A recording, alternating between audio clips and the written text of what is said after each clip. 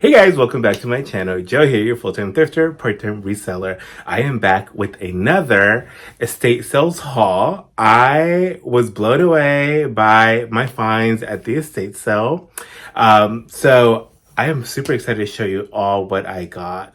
For those of you joining me for the very first time, welcome to my channel. I'm Joe. I am a thrifter and I sell online part-time on various platforms, which you can find here on my page, Mercari, Poshmark, eBay, and I do sell on Instagram and here through YouTube. For those of you joining back, welcome back to my channel. Always a pleasure to see you here.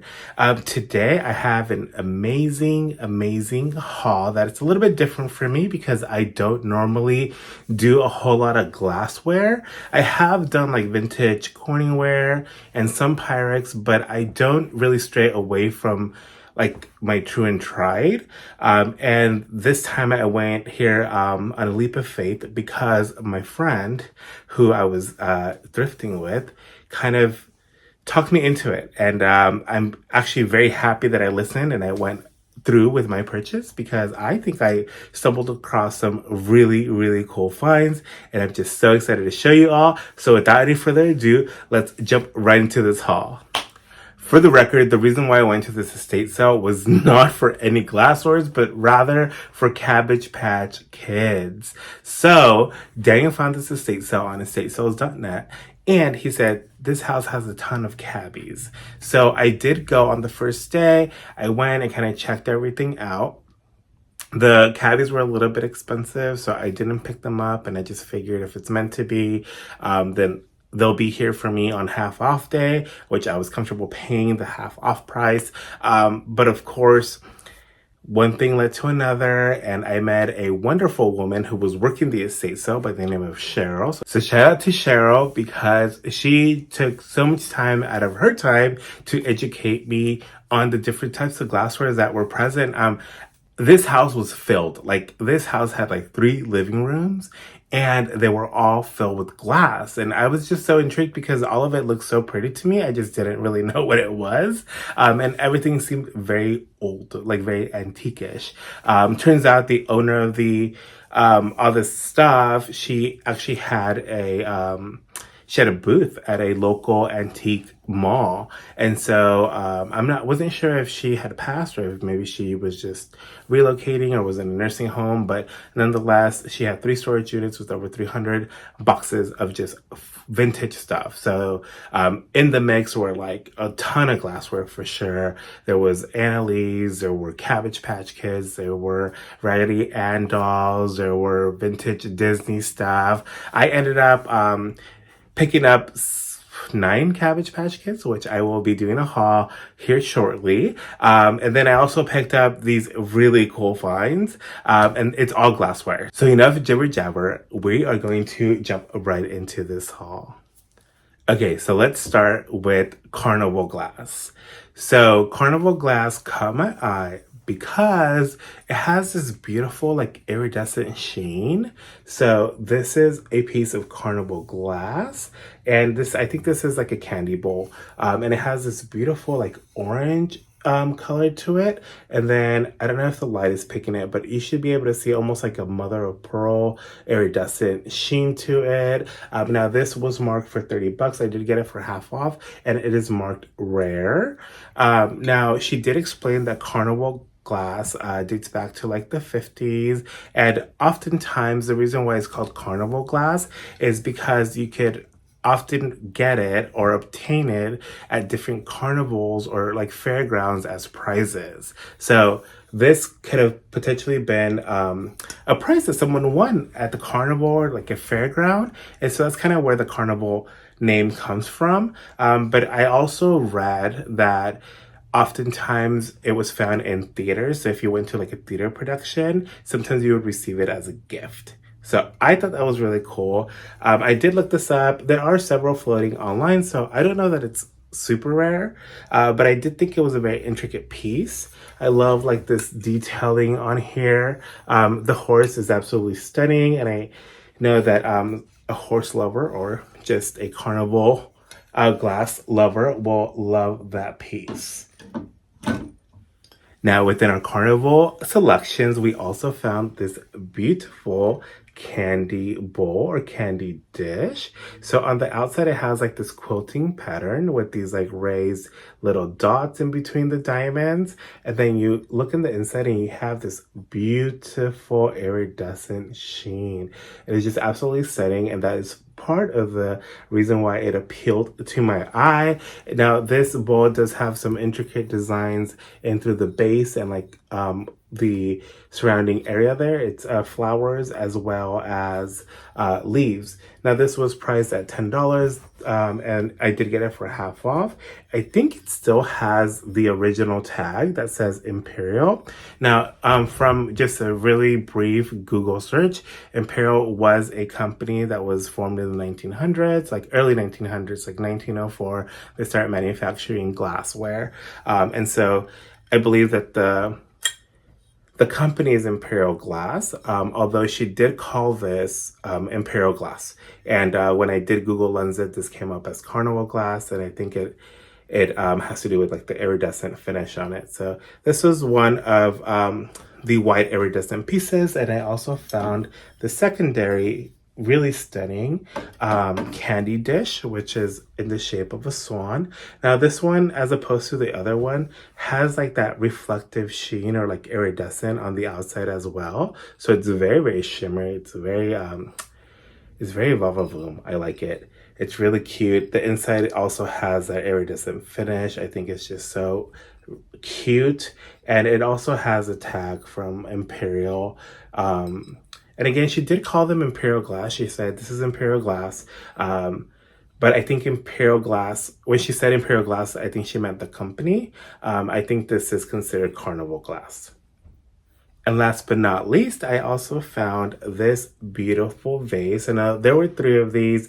My friend did want one, so she kept one and I took 2. So I actually bought these not to resell, but I was going to gift them to my mom because my mom is a florist. She loves flowers. And anytime I see vases at a good deal that are unique or pretty, I always pick them up for her. So I did get 2 of these for her, and these were only marked $10, and I got them for half off.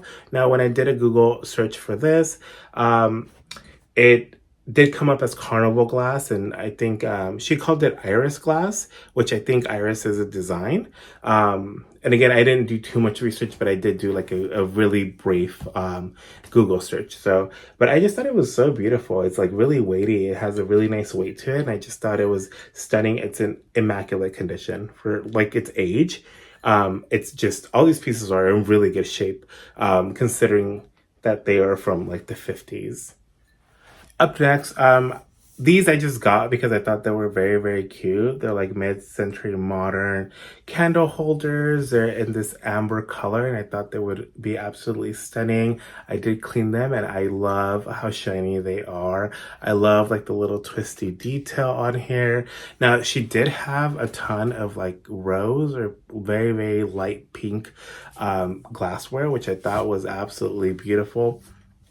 But because I'm not very knowledgeable with glasswares, I didn't want to go overboard. Although I do feel like I bought a lot for not really knowing about glasswares, but I just kind of fed into the pressure because my friend was like, "You deserve it. You should take it. It's gonna look stunning in your house. Daniel's gonna love it." And he was amazed by a couple pieces, but for the most part, it doesn't really fit his farmhouse decor. But I did think that these were absolutely gorgeous. I think they're really pretty. And these are just like an amber candle holder. So she didn't really go into detail about these, and I didn't really find much online. So I just thought they were cool, so I picked them up for us. They were $12. I could get them for half off, so I paid $6 for these. Now, up next is what really sold me on glasswares, and that is uranium glass. This woman had tables and tables and tables of uranium glass, and I wanted to buy it all because I thought it was so cool. I wasn't really sure if Dinah was gonna like it, so I did restrain myself, and I just got pieces that I thought were more unique. Of course, I'm a reseller, so business is always in the back of my head. So also pieces that I thought I would be able to sell in the event that we didn't decide to keep these. I haven't made up my mind whether I'm going to keep them or not. I might, just because I have came across other uranium pieces at other estate sales this weekend, and they're a lot more expensive than what I was able to get these for. So I might keep them. I'm not sure yet. It just depends on what they're going for. But first up, I got this beautiful flower vase. It has this beautiful detailing in through the like bottom half of the vase. There's no chips or cracks on any of it. This was marked at 20 bucks. I did get it for $10, and I just thought it was really cool. Now, if you're not knowledgeable or if you're not familiar with uranium glass, like I wasn't, uranium glass has a really cool property. When you put it under a black light, it just glows. It glows really, really cool. And an easy way to check whether it is uranium glass, because you can be fooled into thinking that a piece is a uranium glass piece when it's really not. So a quick way to check whether something has uranium in it or not is by using a black light. And all you have to do is you have to shine it, and you should be able to see a glowing neon green. And then that is an indicator that it does have uranium. And I'll kill the lights on this one so you can see how cool this vase looks. So this is what it would look like when the lights are turned off, and then all you have is a black light. Isn't this really cool? Now, what she did tell me about uranium was that it was very popular during the Depression era, and it was very cheap. It wasn't very expensive. It did have uranium, but then the country put a ban on uranium because the country realized that you could make nuclear weapons out of it, and so they wanted to reserve the uranium that was available for war efforts. And so they put a ban on it. And then once the war was over, they lifted the ban. But by that time, glass makers had found other ways, other binding agents that would be more cost effective and could still create a resistant glassware. And so there was no really need for uranium to be used in glassware anymore. And so that's kind of when they stopped making it. And so because now it's more of a rarity, and it's really not super rare, but definitely she did mention that pieces that were more unique and more intricate will be more valuable, of course. But there was no production of it. So now collectors seek it out and are happy to pay a decent price for it if it's something that is to their liking. Now, I gave you a very, very brief history lesson on uranium. My husband actually did a Feature Friday video. If you haven't watched it, you should go watch it. You can find his channel under Golden Finds. And the latest video that he's posted should be a Friday feature where he features uranium glass, and he goes into way more depth of what uranium is, its origins, and how it came to be, and what it is today. He also has a lot of fun facts in it. So if you're curious about uranium glass, go check him out. I will link his video up here somewhere, and I will also have his channel on my description box. Now, moving on, I found this. Actually, I didn't find this. I'm not gonna lie. I can't lie. I did not find this. My friend let's get rid of this lid here. So my friend gave me this piece. She actually gave me a set of 3 canisters, and it is beautiful. It is absolutely stunning. The little canister is broken. It is chipped on the side, but no big deal. If you just flip it around, you won't be able to tell. Now, it is just absolutely stunning. It is so intricate. It has such great detail, and it's very, very heavy. And so I wanted to show you that that you can be fooled. So when she first bought this, she actually bought them because she thought these were uranium glass. And when we stick it under the black light, you can see there's no glow. There's absolutely no glow. And I'll show you what that looks like without the lights on. See? There's absolutely no glow. So that's how you know that it is not a uranium glass piece. But it Other than that, it looks just identical. It has the same hue of green. It is very weighty. So, this is going to be like the easiest way to check whether you have a uranium glass piece on your hands or not.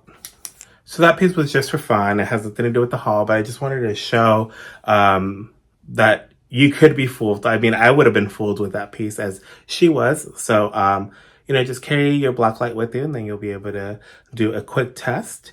So yeah. This is my other uranium piece that I found. I thought it was really, really cool. It was also only $8. I got it for half off, so I paid $4 for it. It does have a chip, which I hadn't realized. And obviously I was way too excited because if you read the tag, there is a marking that says chipped. So I was just overzealous and way too excited to even pay attention to anything. But of course, this is made out of uranium. So you have that really cool glow. And I thought that was really cool. So I picked that up. I also picked up this candle holder. So I did get a set of two. This one has more of that silver trim versus the other one. The other one has a little bit more fadage. But she did say that I could probably just use alcohol or acetone to remove that. And then it'll be just all green, which I think I'm going to do. And again, here's the test. Super cool. I also found this cool little bucket. She did say that this handle is made out of silver, so it is all silver. And then I thought it was just a really cool ice bucket here. Very simple. It just has like a little swirly design. This was $12. I got it for $6. And I also found this cool little thing. Now this one is definitely way more intricate. It has a ton of designs. This looks like some sort of like temple. And then it also has this trim design. So she had it labeled as a Cambridge willow etching. And it still has the original price that she was trying to sell at, which was $85. But at the estate sale, they had it marked for $30, and of course I paid half of that, so I only paid $15. And I thought it was a really cool piece. And this is certainly uranium glass. I also got a bowl, which I don't have with me. It's just like a serving bowl, and it has like dimples in it. So I did pick that up, and I think it's in my car, so I won't be able to show that. And moving right along, she also had a ton of milk glass, formerly known as opal glass. I think milk glass is a more recent term that's used. And the reason why it's called milk glass is because it is this opaque white color. I am not a huge fan of milk glass, but I know it's very popular. What she told me was that milk glass was very popular in the 1950s within middle-class families because it was very cost-effective, very affordable, and it was also very resistant. So moms didn't have to worry about the kids being rough with it. So I don't know why, but I instantly thought of Corelle because I think I feel the same way about Corelle. You can be rough with it. If you drop it, it's not gonna break or shatter as easily. It will, don't get me wrong, it will, because it has happened to me, but it doesn't break or chip as easily as, say, porcelain or other glasswares. So I didn't find this at the estate sale. I didn't pick up any milk glass. I just have this that I found at the Goodwill for $1 or 99 cents. It is a Fire King by Pyrex, and it is milk glass. I have a client who has a ton of milk glass, and she had a vase, like a flower vase or like a vase, and then she also had lamps, which I thought were really cool looking, just not for me. But I do know that it's very popular and it's very sought after. So I thought that was really cool. So that is my haul for today. I think I found some really cool pieces. What do you think? Again, I'm not sure if I'm going to be keeping or selling my uranium glass. It's still undecided, but nonetheless, I think I scored on this haul, and I'm pretty excited. I'm pretty excited to clean all the stuff, get it photographed. Well, the carnival glass for sure, I'll clean, photograph, have it up in my shops. But yeah, so let me know which piece was your favorite piece, which one would you keep, out of all of them.